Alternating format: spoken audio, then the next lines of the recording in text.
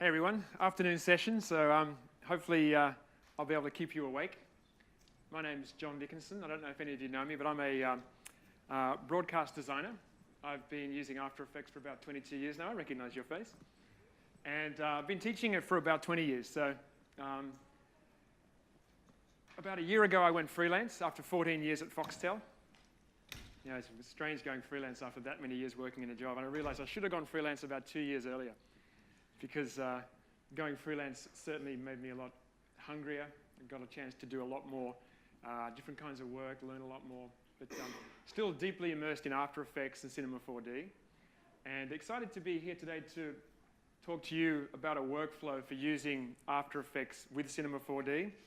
And I thought about when I was creating this presentation, could I show you a bunch of tips and tricks, you know, just wow you with different things, but I think it make the most sense to me, especially if I was sitting in the audience, to see a real workflow, because you hear about After Effects and Cinema 4D, and you hear about the Cinema 4D renderer, and then, well, when would I use Cinema 4D, and why would I use that? And you know, besides using the Cinema 4D renderer, what's the logical workflow to use these pieces of software? So what I'm going to do, I've actually got it sort of step by step for you in the notes, but I'm not going to ask you to go through it step by step, because I did that this morning, and everyone's brains almost exploded. An hour and a half was nowhere near long enough. So what I suggest you do, there is notes on your desktop. There's a folder and the project that I'm going to be walking through. So, you know, if you feel confident, open it up, follow along with me if you can. I'd rather not slow down and wait, because this morning we had some people who hadn't even used After Effects before, which really limited it for the people who actually have. And I'd rather walk through it the way I would be teaching a tutorial, an online tutorial. And try and keep up. If you can't, that's fine. You can ask questions. But I'm also going to be recording this as a screencast, so you'll be able to watch it online as well and go through step by step in your own time. So don't worry about that. So just sit back and or sit forward, depending on what you want to do. Have a bit of a play. Take some notes. And I'll walk you through a workflow for using After Effects with Cinema 4D and with the Cinema 4D renderer. Okay?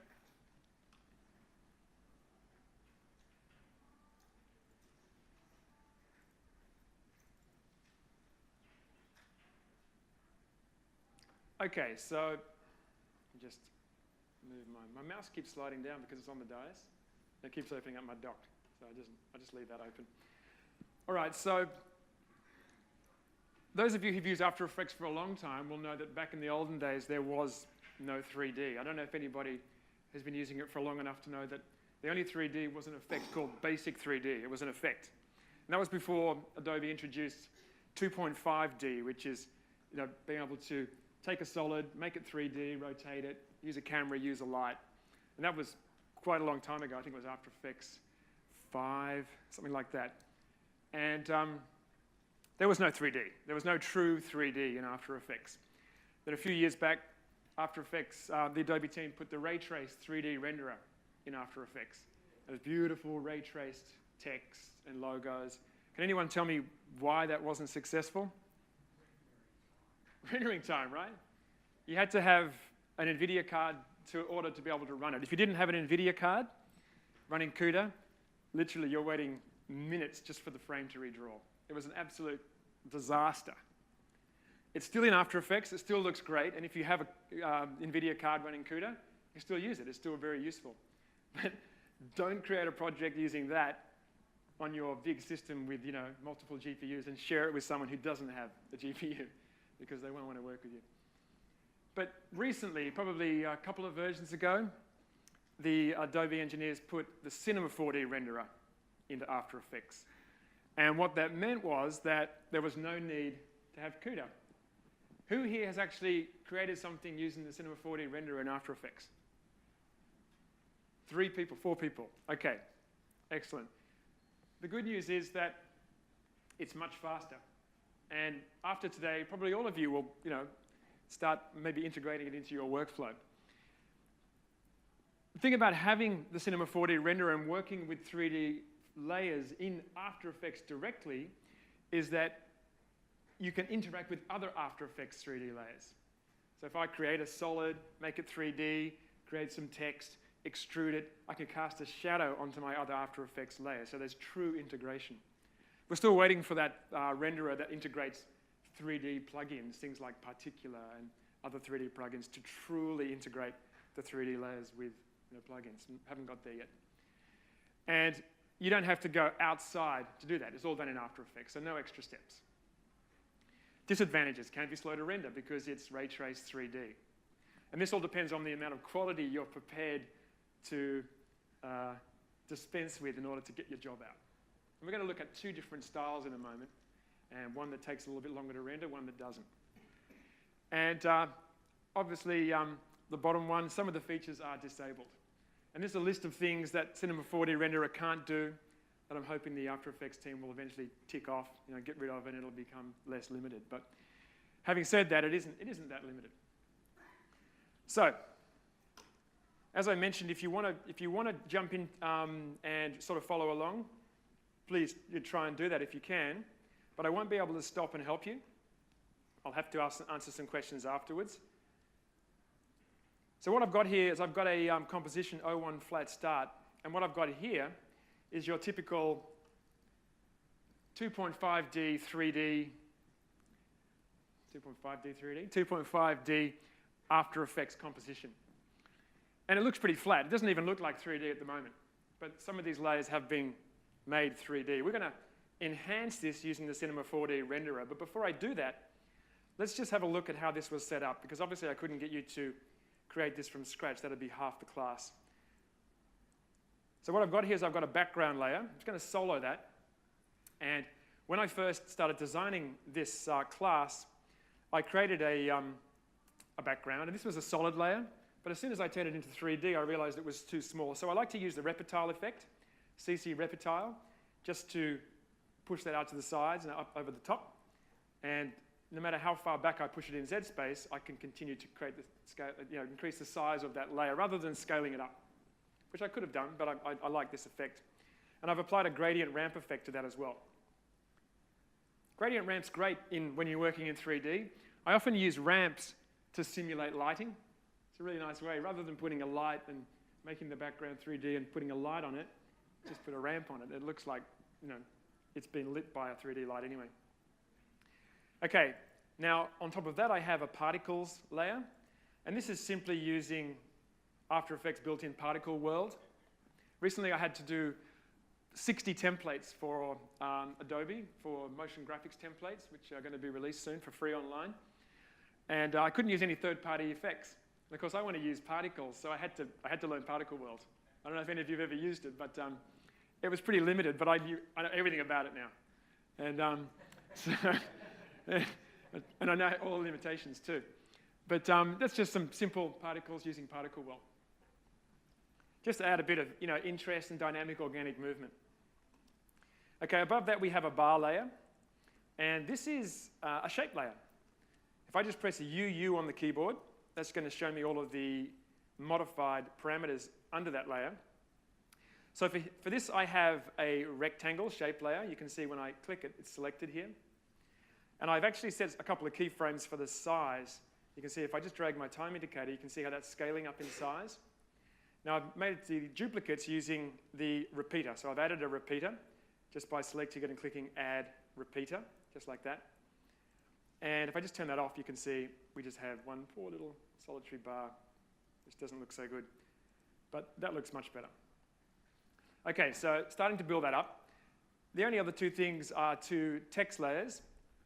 And you can see I have the word clean and the word bold, the words and bold. And they just got a couple of keyframes. You can see if I select them both just by shift clicking. They've got a couple of keyframes just to bring them in. So that's the base setup, and you can see that everything except the particles layer, which is inherently 3D anyway, is a 3D layer. You can see I've got the 3D layer checked there. Okay, so what I want to do is I want to use the Cinema 4D renderer to enhance this, because this is looking pretty flat. Okay, let's make this much more interesting. So, first thing I want to do is create a camera. So I'm going to go to Layer, New, Camera. And I'm just going to accept the default settings. It's a one-node camera. Anyone tell me the difference between a one-node and a two-node camera? That's right. So one camera, a one-node camera has no point of interest, and a two-node camera does. So I think of a one-node camera as being more of a handheld camera. Okay? Can really get into some trouble if you're using a two-node camera and you animate the position, Z position too much. It'll flip and it'll go backwards. That's when you want to use a one-node camera. For this, I needed a one-node camera. So just one-node camera, click OK, because I'm going to control that camera using a null object. So I'm going to right-click on camera 1 and choose Keyframe Assistant. No, I'm not going to do that. I'm going to right-click on camera 1 and choose Camera, Create Orbit Null. So this is just a simple camera rig, because you don't want to be animating the rotation and the position of the camera by itself. Having said that, you could right-click on, say, Position and choose Separate Dimensions.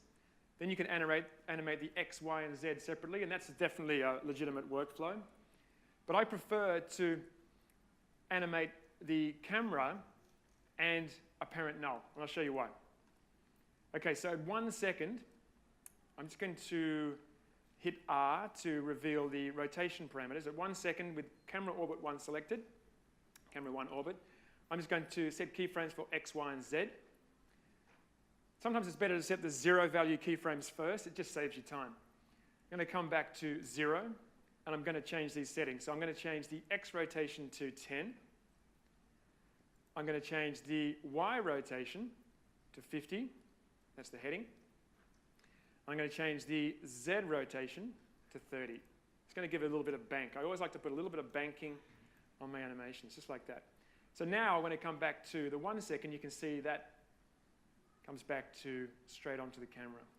Okay, now I'm going to come to 4 seconds, and for the Y rotation, I want this to keep rotating a little bit. I don't want it to hit 1 second and stop. I want that rotation just to keep happening a little bit. So on the Y rotation, I'm going to set that to -15. That means that's just slightly going to continue its rotation, which makes that look a lot more interesting. Okay, so I've set up all my rotation on the camera orbit, null. Now I'm going to animate the position on the camera. So I'm going to come back to 0 seconds and set a keyframe for position. I'm going to change that to -530. That's going to bring me right up close to it. So it's like, whoa, it's really in your face there. So 1 second, if I hold the Shift key, I can snap that time indicator to those keyframes. I'm going to make that -1800. -1800. And I know these parameters because when I designed this, this is what I decided were the ones that look good. Okay, so now we get that really nice rotation, and we pull back, and at 1 second, we sit there. But I thought it'd be much more interesting.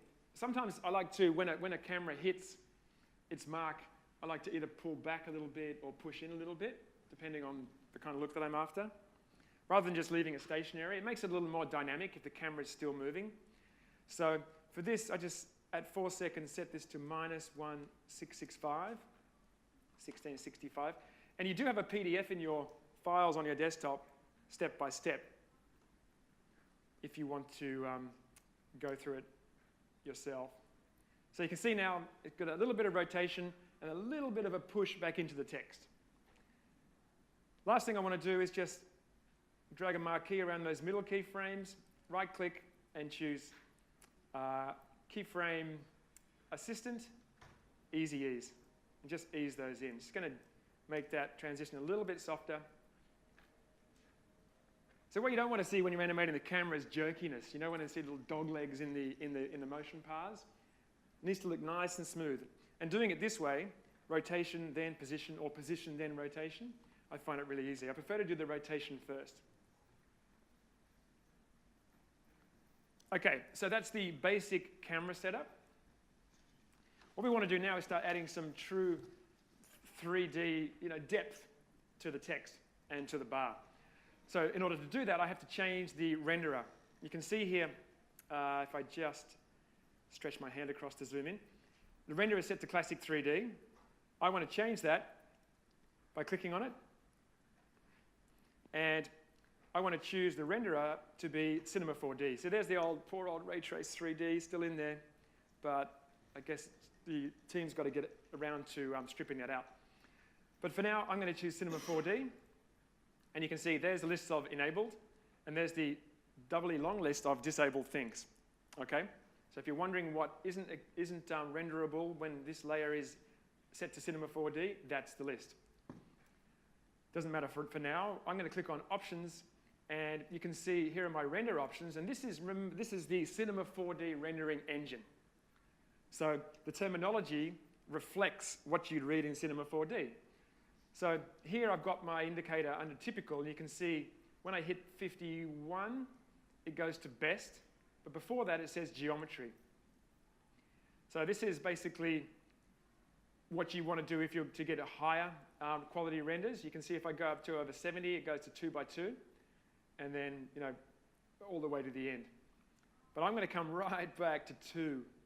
The reason I'm using 2 is because if I go to 1, I have no anti-aliasing and I'll get real jaggy edges.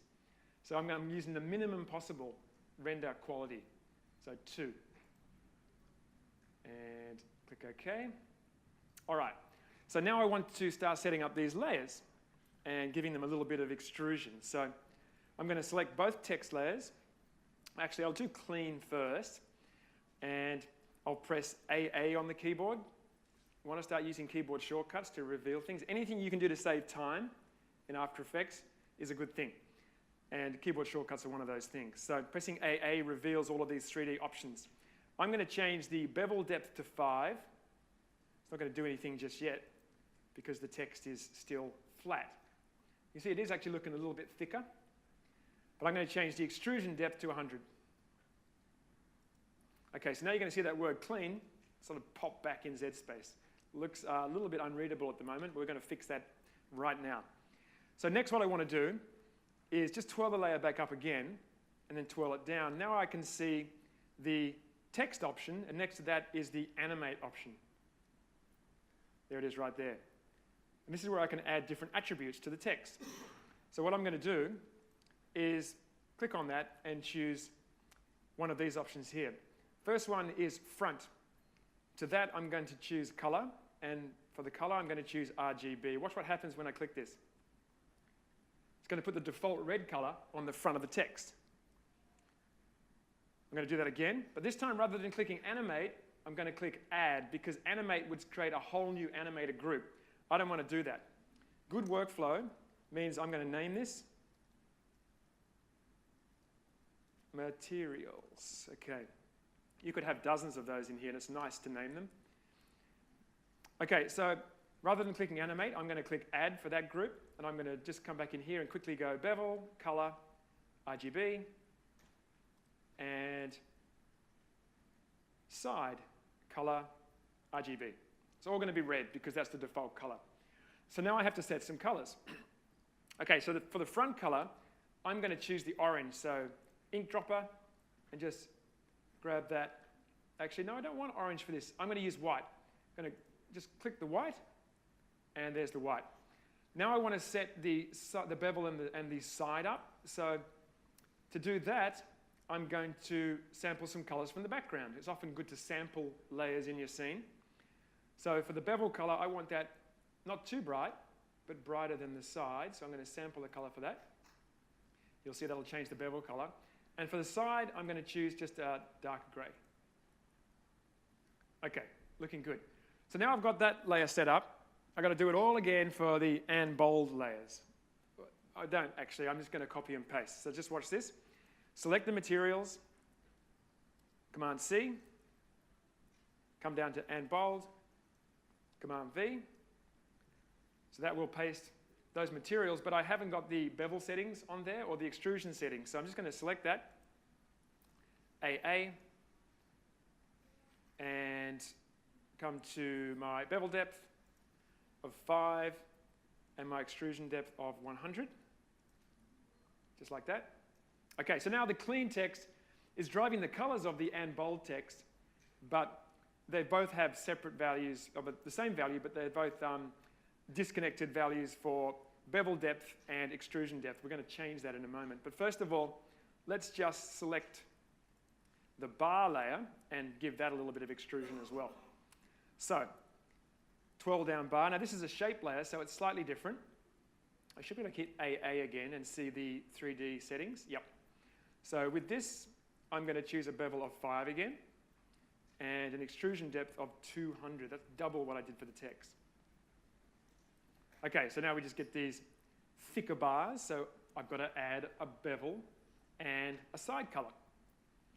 So once again, twirl the layer up and down again. And you can see I don't have an animate option, but I've got this add option. Now for this, in order to add something to it, I actually have to select the group because it's going to give me a warning if I don't. Whenever inside that group we have this rectangle and the repeater. So I have to tell it what I want to add something to. So I select the group, click add, and here I'm going to put a bevel color on, just like that. And I'm also going to add a side color, just like that. Okay, so now I want to colorize those because red is not floating my boat. So there's a quick way I can do this. If I just press UU to reveal the changed properties on that layer, now I can see the color. Now I want to link the bevel and the side color to the main color because I just want them to be a shade of that main orange. And there's a quick way to do this. It's a nice little workflow tip. What I can do is option click on the stopwatch to create an expression and grab the pick whip and link that up to color, just like that. And that'll give it exactly the same color. Option click on the side color stopwatch, drag and link, and that'll do the same. But what I can do is actually just put a little maths modifier in there, first for bevel, just backslash for divided by 1.2, and that'll give me a slightly darker shade of that orange. If I was to put multiplied by 1.2, that would give me a slightly brighter shade of that orange. It's a really nice way to link layers up. Same for this one here. So I want to make that a little bit darker. So for the side, divided by 1.5, and now I've got a nice little set of colorization. And you can see how putting a slightly darker side on that makes it look like the lighting has changed. All right, so now we want to set this up so that it's easier to make changes later because, clients often make changes. So I'm going to press UU to reveal all the change parameters. And I'm going to come over here into the comp. I'm just holding my space bar down and getting the hand grabber tool. And just in this area here, I'm going to right-click and choose Open in Essential Graphics. Essential Graphics were introduced in the previous version of After Effects. And what this basically is a panel that you can drop parameters into. And this was designed for you to create motion graphic templates for Premiere. But it's also a great little tool for speeding up workflow in After Effects. So I'm going to create a little sort of a little bridge here that I can work from to make changes. So I'm going to drag in the source text for clean, the source text for and bold. I'm going to drag in the front color, the bevel color, and the side color for clean. I don't have to drag in the and bold because that's already linked via an expression. Actually, no, I haven't linked that, so I've got to link that up. So I'll link that, doing what we did before. Just click and drag. That was the plan, I just didn't actually do it. So link that up, like that. Link that up, option clicking and pick whipping. And now obviously if I change this up here, it's going to change both text layers. And also, I want to link up the bevel depth.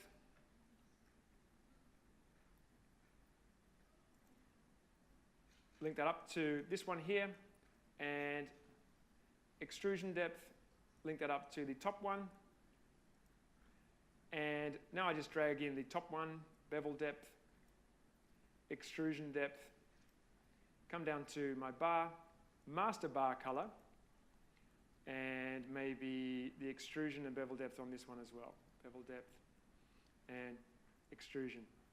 And now it doesn't matter, if I leave this panel open, it doesn't matter how deep I'm buried in compositions, pre-comps, pre-comps, pre-comps, pre-comps. It doesn't matter how deep any of this is buried, I can change it in the Essential Graphics panel. It's really important to set this up as you work. There's no sense working 8, 16, 24 hours on something and going, okay, now I'm going to use the Essential Graphics panel because you've already made the cake. Start populating this panel as you're working. You can always remove things, but now I know that if I go in and I want to change the color of the bar, I just change that because I've got the bevel and the side linked to the front color, and that's in the panel, that's going to change, and it's done. See, that literally less than 2 seconds, and it's done. Okay, client changes the color, it's done. All right? If I want to change the side color of the text, one text is linked to the other, and the master one is in here. So I just click, click, and the side color of my text will change, just like that. Okay, so get into using the Essential Graphics panel. It's really valuable little tool. Just going to undo that. Okay, is there any questions so far? Anything you didn't quite understand? If there is, you can always ask me later. All right, so we've got the basics set up. Let's just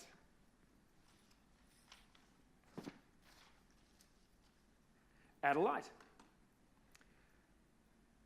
I mean, it's looking fine. I mean, generally you light things either for,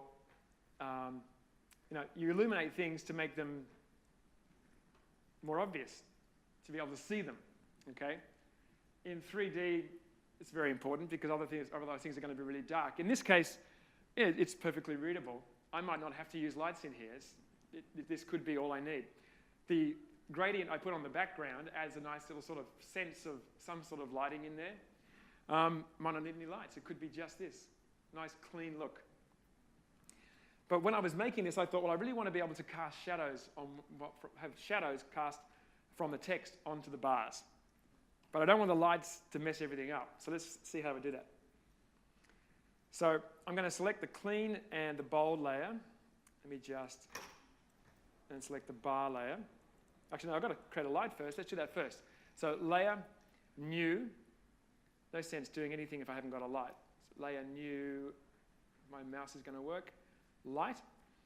Now I'm using a parallel light. I'm just going to make it white for now. And the intensity is going to be, let's see, 100. And I'm going to make it a fall off of none, cast shadows, and a 30% darkness. And click OK. And instantly, it's 3D text, so it's now being illuminated by that light. It doesn't look quite as good. It's definitely looking stronger. It's got more contrast, but I didn't particularly like that look. And I wasn't trying to illuminate this with the light. OK, so now we've got to select both the text and the bar layers. And it's talking about workflow. Don't forget this little guy just here, this search bar. Especially if you have lots of layers, you should be using this search bar to find parameters quickly. Now I want to find the cast shadows parameter, so I'm just going to type in CAS. There you go, CAS, and now I can see just the cast shadows parameter. So I want everything to cast shadows, just like that. And you can see I'm now getting a shadow on those bars, which is great. But I don't want anything to be illuminated. I want it to cast shadows, but I don't want the illumination. So in here, I'm going to type in ACC for accept. And I'm going to turn accept lights off. Okay, so when that redraws, you can see now I've got the shadow, but I haven't got the hassle of having it light the scene. So it's nice. You can have this really nice clean look, and you can have layers cast shadows on other layers, but you're not bothered by having to worry about setting lights up. That's nice, because having a shadow just makes a big difference for this. If we go back to this beginning section here, you can see as the text comes in, see how it's casting a shadow on those bars? That's really nice. If I come right back to the beginning, you might be able to see, yeah, just there. Even when the text is out of the scene. You just start seeing the shadow precede the text. Really nice. Even though this is 3D, it adds that better sense of depth. Okay? So think about using things like accept shadows, accept lights. You can have accept shadows only as well turned on, or cast shadows only, sorry. So something only casts a shadow. We can't see it, but we can see its shadow. Okay? All right. So let's just say that that's pretty much finished. I'm pretty happy with the lighting. I don't want to mess around with the color too much. One of those limitations we talked about with Cinema 4D layers, Cinema 4D renderer layers in here, is you can't apply effects. I can't get everything set up and just apply a bunch of effects to it. Not directly. You can do that by pre-composing or using an adjustment layer. So I'm going to use an adjustment layer. So File, New, Layer, New, Adjustment Layer. I like to name my adjustment layers, so I'm going to call that Curves. Please name your adjustment layers. And just apply the curves effect. So Effect, Color Correction, Curves. Probably my most used effect.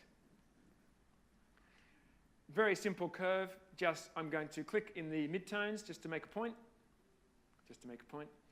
And just darken down the shadows and just brighten up the highlights. You can see that just makes that orange a bit richer, and that gives me just a basic, and it gives that a little more punch, doesn't it?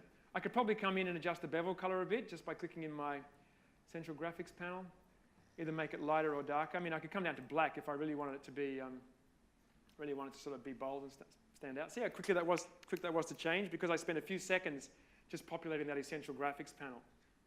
Really nice. Just going to undo that. Let's take a look in the project panel. There's a pre-render here, flat finished. See how close it looks to the one I just did. There you go. So we took that 2.5D thing, pretty basic. We added a camera, added a bit of rotation, turned on the Cinema 4D renderer, and then applied a bunch of settings to give it depth. And I haven't got a CUDA card in here. This is just a laptop. So this is all, this one's a pre-render, but what I was just showing you was running just off the CPU with no GPU required. So you've got it in there right now. If you want to do simple 3D, you've got things under the gun, don't go into Cinema 4D, just do it in After Effects. But what if the client comes back and says, yeah, I really love it, but? You've got to love that but.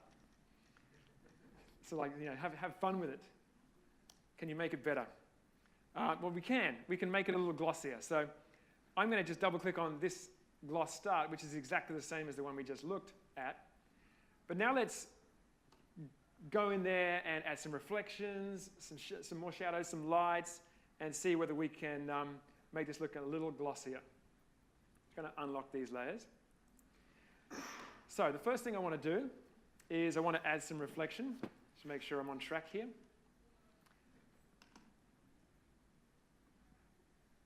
Okay, so select these three key layers, and I'm going to, once again, type in accept, or ACC, yeah, and turn accept lights to on. So we want it to be dark now. We want those shadows, okay? What I also want to do, though, is once again using this little search bar to type in reflection. That's going to give me all the reflection parameters down here. I want to, because I got them all selected, if I just change the reflection intensity for 1, it's going to change them all. If I can click it, 100, just like that. And now we're going to get 100% reflection intensity. And what happened? Everything went darker, okay? And I get it. If you haven't done 3D very much, it can be an absolute minefield. You do one thing and you think it looks good, and then you do something else and it looks wrong. It's really, you've got to be systematic with this. All I've done is added one light to this scene, and I've turned on reflections. I haven't done anything else yet, okay? What's wrong with the scene at the moment? What's wrong with that? It's too dim, right? It's too flat. Nothing pops out, right? It's too dim. So what would I have to do to make it less dim? Come on, guys. Lights, right? We just turned on reflections, but what if I gave it something to reflect? Have any of you heard about physical-based rendering or high dynamic resolution lighting? So getting lighting from an actual image. It's very big in 3D. So we use a combination of imagery to light the scene and also for something to reflect, and we use lights as well. So we have one light in here. We're going to leave it in there, but now we're going to give it something to reflect, okay? So to do that, I've already set up this composition here called environment. This is just some fractal noise. And if I wanted to, I could just change the evolution and animate that to be moving around. That's fine, but I didn't in this case. So I want to drop that into my composition just by pressing Ctrl or Command \. Just drop that in. And I'm just going to hold Shift, Control, Alt, or Option, and just place that at the bottom. I like to keep these kind of layers that you're not necessarily going to see at the bottom of the comp. I'm going to right-click that and choose Environment Layer. So I'll see a little sphere, I guess, a little wireframe sphere on there. And now what we're getting is that as an environment. So it's basically created an invisible sphere and it's wrapped that around that sphere. And now my 3D objects are reflecting that fractal noise. Okay? And that can be anything in the pre-comp. Could be video, could be anything. But what do you notice is wrong there? There's something glaringly obvious. That line, see that line? That was killing me when I first started using this. I went into the pre-comp and I added a little feathered mask on the side thinking, oh, that's going to get rid of it, but it never did. And I realized when I was doing this, like years later, that obviously it's a material wrapped around a sphere, so all I have to do is rotate the sphere. So you can see here from the environment, if I just press R to reveal rotation, just change the Y rotation to 90, just an arbitrary number. That's going to rotate the edge of the pre-comp around behind the camera. And now I don't have that seam. So if you're seeing a seam, just rotate your environment. Okay, so definitely looking much better. We're getting, the objects are picking up the highlights, and the highlights are picking up the reflections a little bit. You can see we're getting a reflection in the bevel here of the bars, and we're also getting reflection of the environment in there. A nice little tip, if I go into the bars layer and just type in reflection, REF, here it says appears in reflections. I can actually click that again and have it set to only. So you can see now, I can have it appear in the reflections of other layers, but not actually be visible in the comp. So that's nice. So you can have objects in your scene that appear in the reflections and make things look more interesting, but don't mess up your overall look. Okay? So have things appear in reflections only. In Cinema 4D, you can choose to include and exclude layers. It's kind of the same thing. That's actually quite nice because it adds a bit of orange in there without a massive orange. Okay, but I don't want to do that because I like the bars. So click that on. All right, now I'm going to adjust the bevels. These are actually angular bevels. And you can see they're very chiseled, they're very sharp. I want to make them convex bevels, which make them more rounded. So I'm going to select all three of those layers. And once again, type in BEV. And here we can see the bevel options. If I just press the tilde key, we can just, we can't quite do that. Sorry, I'll just do that again. I was still in that dialog box, so I added a couple of tildes in there. Let's just go back to try that again. Select the bar and the text. BEV, there we go. Just want to give myself a bit more space. Okay, so now I want to change the bevel style. So I'm just going to choose for that convex, because angular by default. Watch what happens over here. It's just previewing. So I've got a more rounded bevel. And it might be hard to see at the moment, but it actually is introducing a lot more noise into it due to the sort of size of the actual element, the fractal noise. So we're not getting those sort of bigger flat areas of color, of black and white. We're getting smaller areas, and it's actually making it look a little bit noisier. But we can fix that by changing the render quality. I just want to change the bevel depth a bit, and I can do that coming up to the Essential Graphics panel and just change that to 8. This is going to give me some slightly thicker bevels, because I felt these were too thin.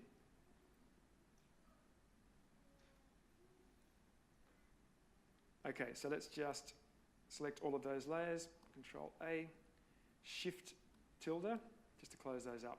Okay.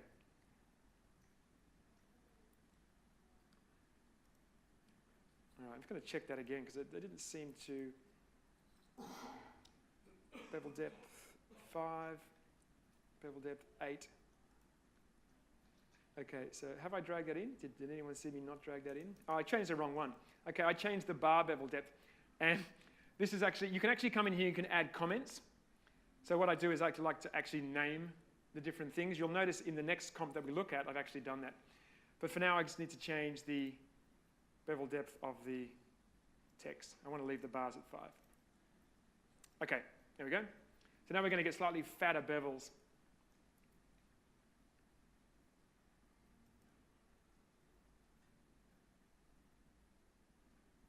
All right, so what I want to do now is bevel. Just trying to confirm why that isn't updating. Let's just drag it in. Unrelated and will not. Yeah, you know why? It's actually a really good point, and I love when this happens in a presentation. Remember, I started in one composition and then I moved to another one. So what I'm trying to do is I'm trying to drag parameters into an unrelated composition. So what I have to do is I have to open up the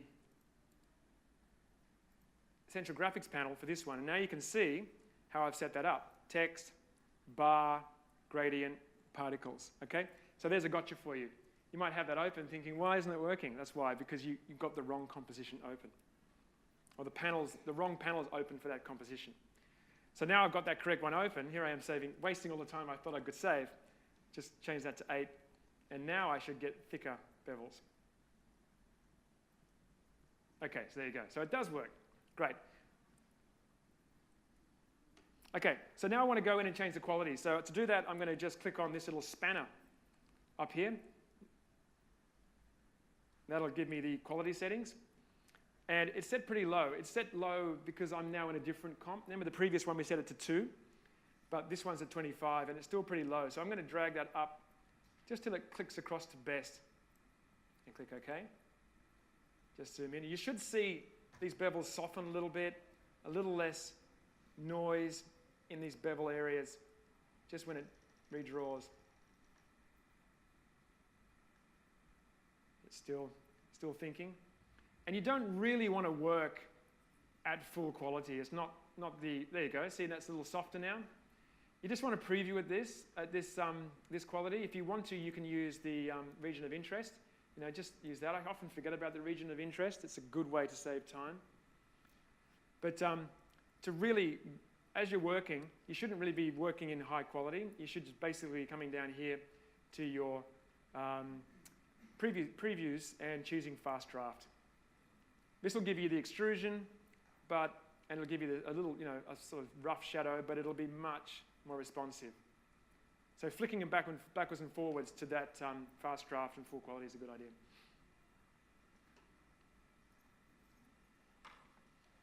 Okay. All right, now let's adjust the lighting.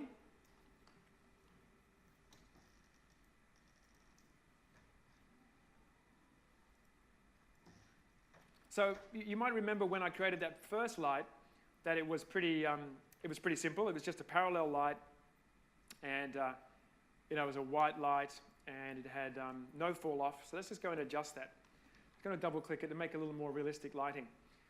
First of all, I'm going to change the color. I'm just going to use just a warmer color, just slightly warmer. Just is going to sort of emulate an indoor lighting environment, something like that. And intensity I'm going to drop to 50 because I'm going to duplicate this light. And for fall off, I'm going to choose inverse square clamped, which is a more natural fall off. I mean, for 4 we were using none, so there was no fall off. And I'm going to choose a radius of 1,000. You can see it's already updating. I'm also going to increase the shadow darkness. I'm going to make that 100 because we're going to start losing the shadows. All right, so if I click OK now, you can see it's starting to look a little bit different. It's very dark over the right-hand side. My computer fan has started kicking in here. Very dark over here. So, I mean, I like to use sort of standard 3-point lighting, mostly just spot and fill. I'll sometimes use a backlight. I'm going to just duplicate this light, Ctrl D, and just zoom out, and just click and drag and move that one over to the other side.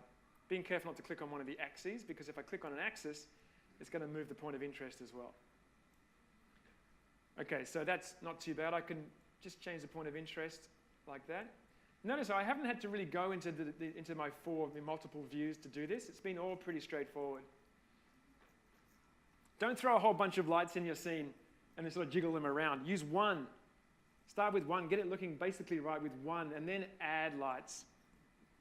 Okay, so that's looking much better.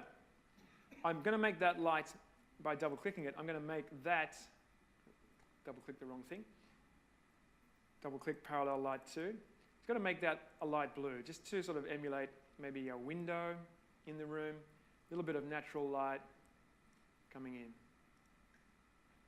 Okay, sort of a classic way to light in 3D is a little bit of warm, a little bit of cool, gives you a more natural. And this is going to start looking a little bit blue. Not too bad. You can see we are getting a little bit of noise in those bevels. I'm going to adjust the bevels actually are kind of getting a little bit hidden, so I have to adjust the layer settings a little bit. So I'm going to select both text layers and just come up here and type in MET. That's going to show me the metal option. And I want to drop that to 50. I don't want it to be so metal. And we should see the bevels just sort of pop out a little bit, maybe a little bit brighter. Just let that redraw. There we go, popping out a little bit. And also the specular intensity is way too bright. So once again, with them selected, type in SPE. See, I'm not twirling layers down and trying to find things. Some of these effects, I mean, something like particular has got hundreds of parameters. Every time you twirl down and try and find something, you're wasting time. So spec intensity, I'm going to drop both of those to 25. Okay, so you can see what I've been doing here. First I added one light. I got a basic illumination. Then I added an environment, and that changed that again, right? And then I started coming in and adjusting the actual object itself. How are the parameters of that particular text, that particular object, how are they affected by the light? So changing metal changed it. Changing the specular intensity changed it. It's just a little bit of a dance between those settings until you get a look that you like. But don't just drop a whole bunch of lights in there and think, why is it all blown out? Why isn't it looking right, you know? Yeah, you need to sculpt with light. That's actually, to me, that's actually looking, I mean, it's a little bit dark over there, but interestingly, see how the bevels are being picked up, which is really nice. So even though those bars are dark on this side, you're still picking up that little speck highlight on those bevels, which makes it look okay. Nice and easy to read. You can see the background's a little bit darker, and it has lots of depth, which is really nice. Okay, so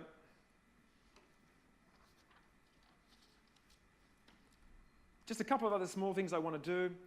What if I wanted to adjust the environment and just try out different settings? What I can do is double-click the environment, select the layer, and just type in seed, S-E-E-D. That's going to show me the random seed value for fractal noise. I'm going to click and drag that into my Extensible graphics panel. I'm not going to put it in another comment just at the moment. But having that in there now, even if I close the environment layer, what I can do is I can just change the random seed. That's going to change the random seed of the fractal noise, which is going to change the look of the reflection. So just because I have the fractal noise in there, doesn't mean I'm stuck with that particular look. I just keep changing the random seed until I've got a frame, you know, or a final frame where the text has landed, which looks nice and easy to read. Because you don't want to have it where the text has landed and resolved and have a big dark part on it and a big bright part. So just using the random seed of the environment of the fractal noise. See, that looks bad. We're going to keep dragging that. Probably 0 is the best. That's not too bad. But nice to have that in here in Essential Graphics just to test it out and get a look that I like. And that's readable. Okay, so just a couple of small things, then we're going to whip across the Cinema 4D Lite. We're making good time. So what I want to do now is I want to adjust the effects. I'm pretty happy with this. And I'll do it in Cinema 4D as well. When I'm creating a look in Cinema 4D, I'll set up the lights exactly the same way. I'll set up the environment exactly the same way. And I'll get it looking just about right. I won't agonize about getting that color just right. That's what After Effects is for. Once you've got your 3D, that's what you use effects for. You go in there and you color correct, and then you get it looking just right. That's what we did with curves, right? I'm going to adjust those curves now. I'm just going to look for the blue channel, actually the red channel first. Just going to bring up the red in the midtones. And what's that going to do? It's going to make it slightly warmer in the midtones. Remember, it's an adjustment layer above everything else. See, it's slightly warmer now. And I'm going to look at the blue, and I'm going to bring the blue down. That's going to make that more yellow in the midtones. So just adding a little bit of warmth, okay? I could have made my lights a little warmer, but adjustment layers are your best friend. I just always use adjustment layers with curves. Now we're getting a little bit of warmth in the bevels. I might just add another light in the background. So I'm going to choose Layer, New, Light, and this is really just for effect rather than illumination. I'm going to make this a point light and sample this orange, just this orange here. Might have it cast shadows. I'll set fall off to none and click OK. It's going to be in front of the text at the moment, so it's going to go boom, and everything's going to be really bright just for a moment. I'm going to bring my quality down. Okay, so I like what it's done to the background, but I hate what it's done to the foreground elements. So I'm just going to come over here to my active camera, just choose top. And I've got that point light selected. So here I can zoom in, just use my hand tool. And I'm going to click that on the Z, and I'm going to drag that behind the text. That's the text, that white box there.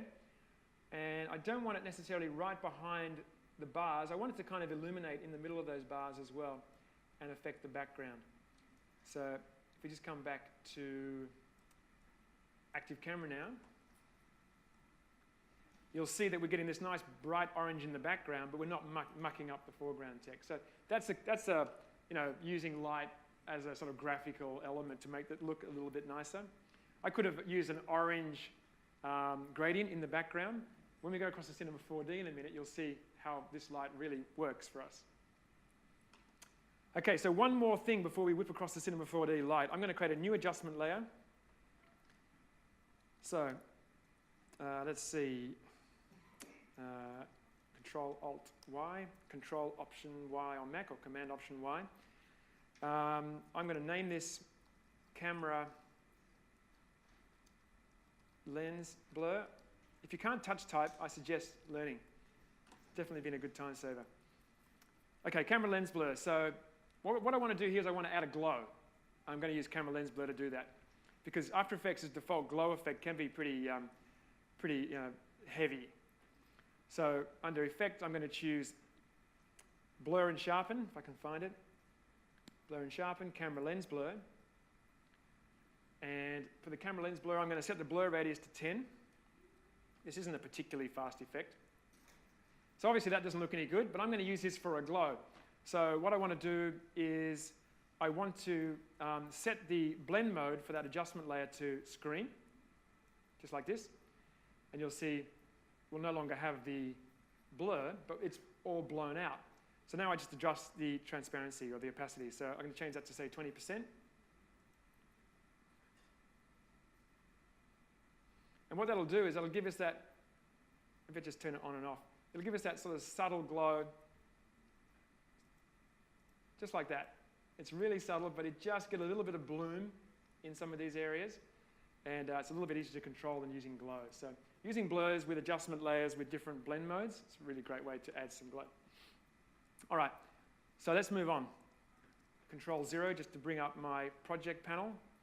And let's have a look at the glossy finish one. So mine's, it's close, but it's, I've obviously rendered this at much higher settings as well. So I think it took about 10 minutes to render. Not too bad. But remember the first one I showed you when you first sat down? That flat 2.5D one? All we've done is just added camera, added some lights, added an environment, played with the settings a little bit.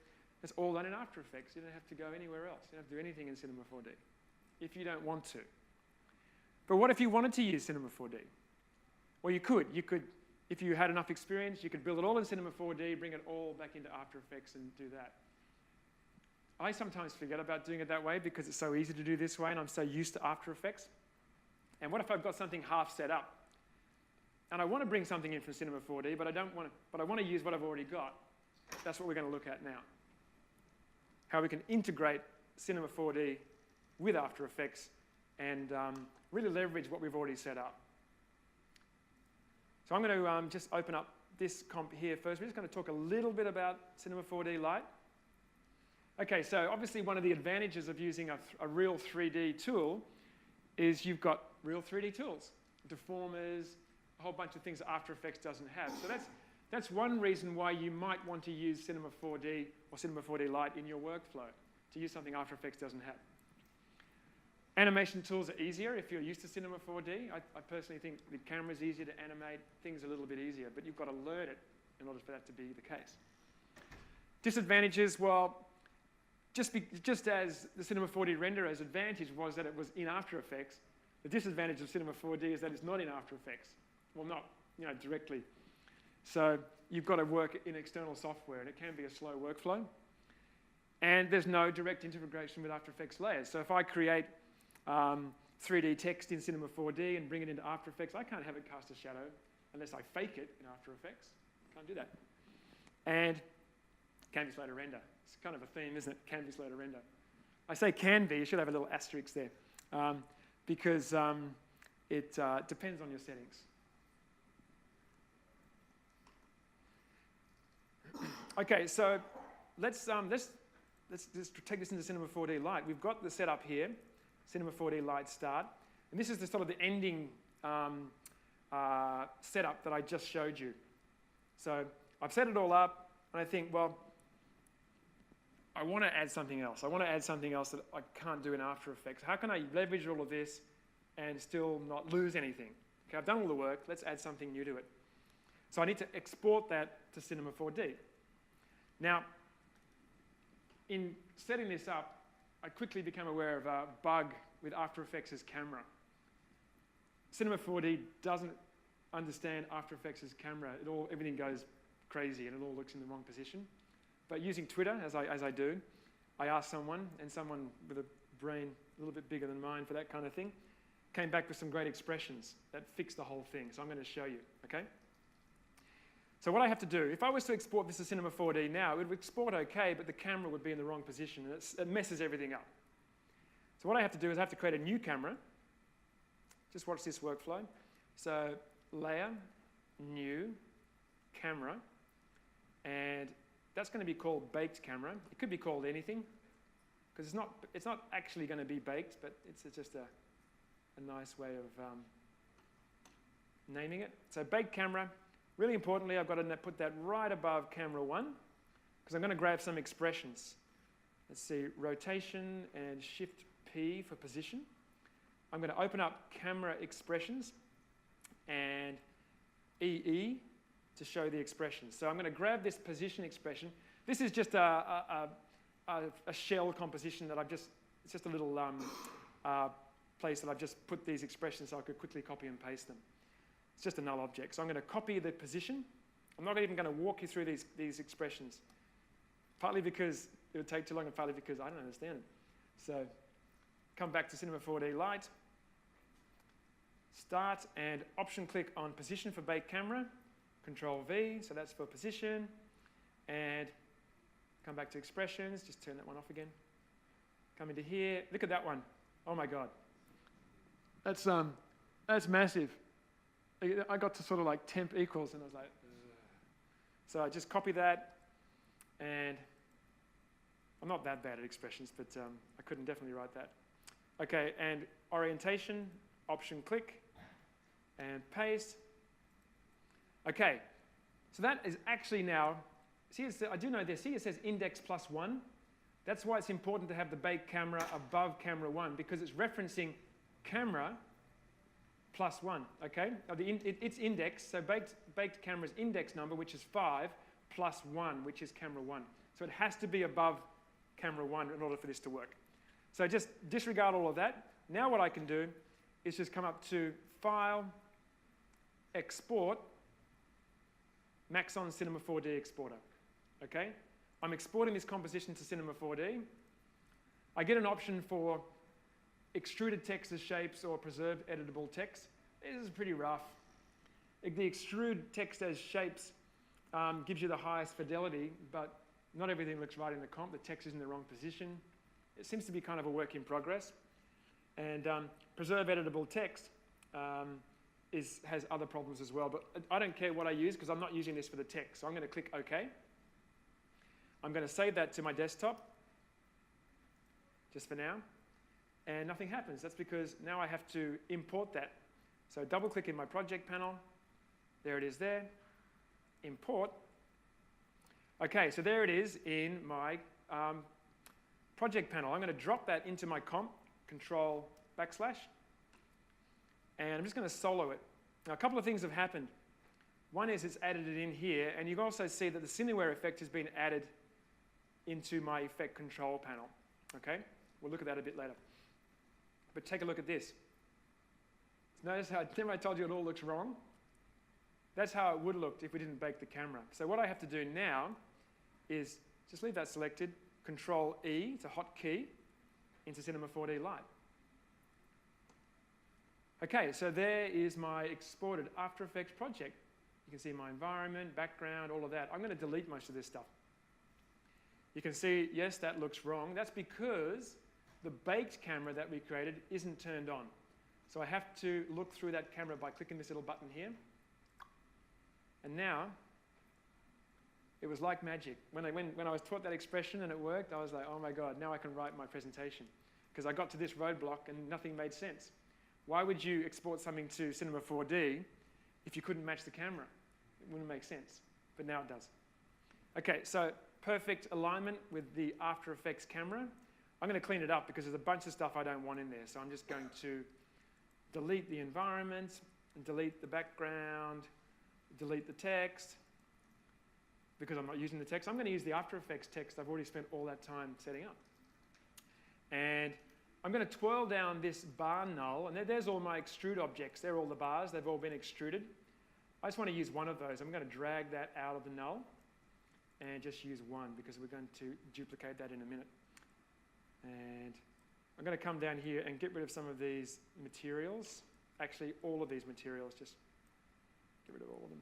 Okay, now what I want to do is I want to grab some materials I created before. And I'm going to do that by clicking on, in the Objects panel, clicking on File, Merge Objects. And I'm going to import this Environment Lights Materials project.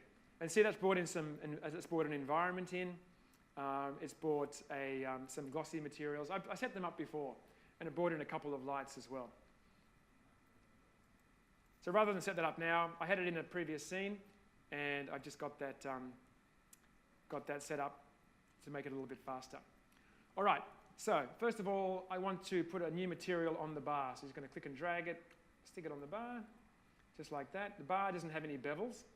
So that's an extrude object. So if I select it down here in Attributes, I can click on Caps.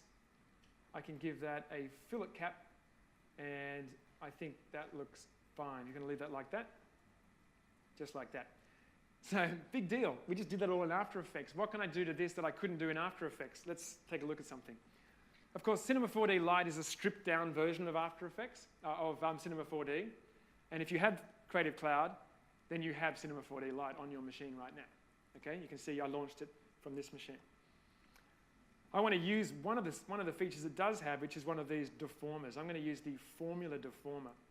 Okay, so first of all, with this bar layer, I'm going to just click and choose Group Objects. I'm going to call this Undulating Bar, just like that. I have to do that because if I add a deformer, it has to be a child of this null. They have to be both children, the layer it's affecting and the deformer itself as well. So if I hold Shift down and choose Formula, it's going to drop that in. Okay, so it doesn't look immediately obvious that anything has actually happened. With the Formula Deformer selected, if I come down to the Attributes panel and choose Z Radial, you can see something's actually happening. You can see how it's actually bending it. And it's giving it a kind of a wave, but it's really looking real clunky. So I have to actually twirl down the extrude object, click on the spline, and just increase the resolution, because it only has 8 points. So it's kind of like that. So I'm going to give that 100 points. So it's going to make my path or my spline have a lot more points. So now I've got that look, which is really nice, something you can't really do in After Effects, right? You can see how it's actually emulating from the center of the comp and going that way and that way. I'm just going to click on the formula and just drag it down there. And now it's kind of down towards the bottom, and it's doing that. And I just came in. I didn't understand this formula because, as I said, my math isn't that good. But I came in here, and usually you can just start changing numbers. So I changed that 2 to a 1. And I guess I thought, well, that's going to decrease the size or the speed of something. So 1.0. And it did. It gave me, less of a ripple. It was a little flatter, which is nice. So you can go in and play around with those settings. Okay, so that gave me one of those. You can see it's still scaling up because it had those keyframes in After Effects. So we're getting that sort of thin strip, and then it's scaling up. I wanted to duplicate this to create a whole bunch of them, to put them in the background. But Cinema 4D Lite doesn't have any cloning settings. So I had to think of a clever way to do that. So what I did was I selected the undulating bar null, came over to this guy here, the array, and chose instance. And what instance will do, it'll create an instance of the layer that's selected. So if I change the master layer, the instance will update. That's what an instance does in After Effects, in Cinema 4D. So I'm going to choose instance, just like that. And now if I click on the instance, I can just drag on the X and I can move that to the side. So I just did that. I just duplicate, boom. Like this, just control dragging and dragged like that. And again, control drag. It's a little bit slow, but remember, this is a free version of Cinema 4D, so beggars can't be choosers. You can see we're starting to see the edge there. So I just clicked on all of these guys and sort of dragged them up here, just so we can see that. So now we've got that kind of thing. Question? Can you use Mograph No, instead of if we could, we would have. But having said that, because in the Mograph settings you get, the only ones you get are fracture and plane effector. There's no cloner. But a friend of mine from the US has actually just released a script for Cinema 4D Lite for cloning. So you can actually grab that online. So if you type in Cinema 4D Lite clone, you can actually do cloning. I was going to present it here, but it would have taken too long. Okay? So I wanted to show you, sort of the manual way to do it. Okay, so that's basic. I'm not going to populate the whole thing. I think you get the idea. I'm just going to select all of these and just Option G to group them. I'm going to call that undulating bars. Okay, still going okay for time. And now, importantly, I'm going to come down here and I'm going to click on this Layers tab, and I want to create a layer for this. I'm going to delete the environment. I'm going to double click, and I'm going to name that undulating bars. This is important for when we get back into After Effects. So in order to have all of these layers be recognized by this layer, all of these objects, I'm going to hold down Control and drag that in. Holding down Control, and now you see everything that's under that will get the yellow tag, and that's really important. Okay, so how are we going for time? So we're doing well. All right, let's create something else that's quick. I'm just going to hide those. Next, what I want to do is come up to my cube, and I'm going to create a parametric object. This is a Platonic. Okay, I love the Platonic object. And I'm going to change some of these settings just to make sure I'm not even using my notes now. I just want to make sure I keep up with it. Okay, so I'm going to come in and adjust the settings for this. I've got my Platonic. This is a parametric object, meaning it has these little... Gone dead? Okay. And go. All right. Okay, so it's a parametric object. So a parametric object gives you these little orange tags, or little orange points, and you can change the size and do a bunch of things. But for this one, I'm going to come down to the attributes, and I'm going to change the radius. So radius I want to set to 350, just like that, and segments to 10. And also, well, that's going to be important in a moment, and I'm going to change the type to hexa. Is it hexa? No, it's octa. There we go, just like that. So I'm just going to turn the camera off, and I can just see this in perspective view. Hold down the Option key, and I can look around that. See, there's that orange light we made. See how it's lighting that? We imported from After Effects. Okay, let's make this look a little more interesting than a diamond. What I want to do now is use another deformer. So once again, with the Platonic selected, hold down Shift, and I'm going to choose Explosion Effects, just like that. And you can see already that started to fracture that up. So if I just move around to the side, if I just click and drag that, you can see how that's starting to explode that layer. And I like this because it starts to allow me to create sort of like graphical elements. You know what I mean? Photonic by itself isn't that interesting, but when it's sort of fractured up, it can look a lot more interesting. I'm going to change the settings slightly. Just come over to Attributes, click on Explosion, and increase the strength to 2000. And just going to increase the blast range. What happens when I increase the blast range? You can see it's going to get that red. You can see it encompasses the whole thing, just like that. Okay, so come back to my camera. So something that looks a little more interesting, right? And you can see we're still using that After Effects camera, which is really nice. Next, what I want to do is just play around with it a little bit more. I want to use a little bit of Mograph. So clicking on the Platonic and holding down the Option key this time, coming up to Mograph, I'm going to choose Fracture. And by holding down the Option key, that becomes apparent. At the moment, nothing's happening. I need to now use an effector. So I'm going to choose Plane Effector, just like that. Turn off my camera for a second so we can see. And come over to my plane effector. And at the moment, position is on by default. You can see it's just moving it up. I don't want to do that. I want to change my plane effector from position to scale. And change my scale to uniform scale. And change that all the way down to -1. And that's going to make this invisible. Boop, just like that. Now come over to my fall off.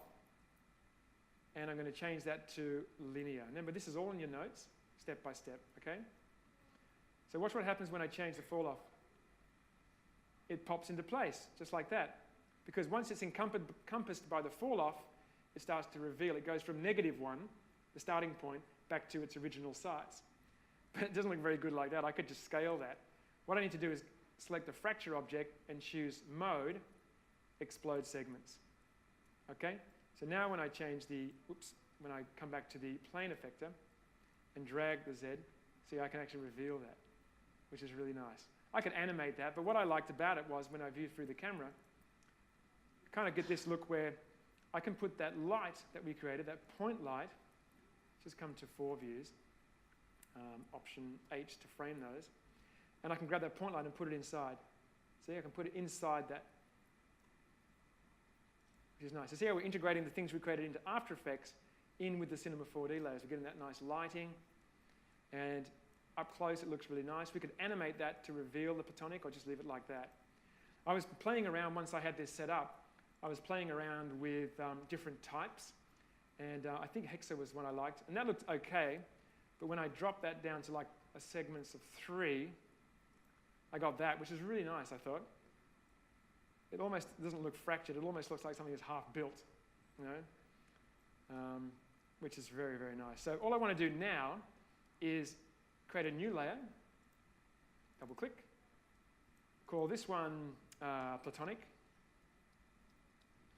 and once again, drag all the things I want to be in that layer. I'm not going to nest these. I'm just going to drag them both. Control drag down into Platonic and save the file. So Control S and then come back to After Effects. Okay, so you'll see that now updates. We're using the same camera that we exported across, so After Effects is recognizing it, and you can see we now have that Platonic in the scene. So I can grab that and bring that behind the text, maybe turn off the bars and turn everything else on. Let that update. And you can see we've integrated a Cinema 4D element into a scene we've already set up using exactly the same camera, okay? It's still on low quality. I need to come into Cineware and change that from renderer software to standard final. Remember I said can be slow to render? Depending on your settings, it can be a little slow, but that's actually not too bad. Notice how we're seeing both those elements though, okay? This is where the layers come in. Over here, if you see we've got Cinema 4D layers option. If I go plus, it's amazing how many people miss this. If I come in and check that, because I've already set everything up, I can click that, they're both turned on. I can turn one off. Items not on layers is all the lights, the environment. I just leave all that on because I still want these objects in Cinema 4D to be affected by those lights, those objects. I turn the undulating bars off, and that should update, and now we've got that. So you can create a whole bunch of different assets in Cinema 4D, name them, come over to After Effects, click on Set Layers, and just have one or all of them on or off, which is such a great workflow. So you can use Cinema 4D. Even if you only just started using it, you can definitely follow that workflow. You can definitely go in there and create some elements, explore. Cinema 4D Lite is just a great toe in the water for Cinema 4D. It's not as scary. It's not as big investment. You know, there's not as many things to get confused by. I actually sometimes feel a relief when I open it up because there's so many things in Cinema 4D I don't know as well. So I feel like I really know a lot when I open up Cinema 4D Lite. Definitely go in there and explore, create those elements, bring them back into After Effects, and you can end up with a pretty nice look like that. So you've done all the work with your text, all the lighting and After Effects, everything's done. Haven't lost anything. All you've done is you've added a much more interesting dynamic background. That wouldn't have been possible in After Effects. Does that workflow make sense to you?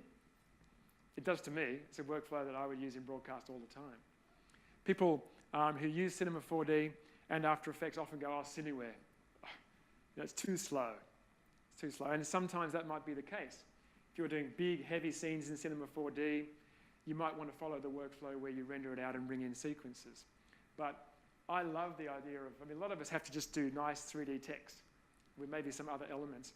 I love the idea of being able to export what I've done to Cinema 4D, create stuff, and then just bring that back in. It's so good. And then be able to turn it on and off using layers. So that's the presentation, okay? The story is as simple as that. So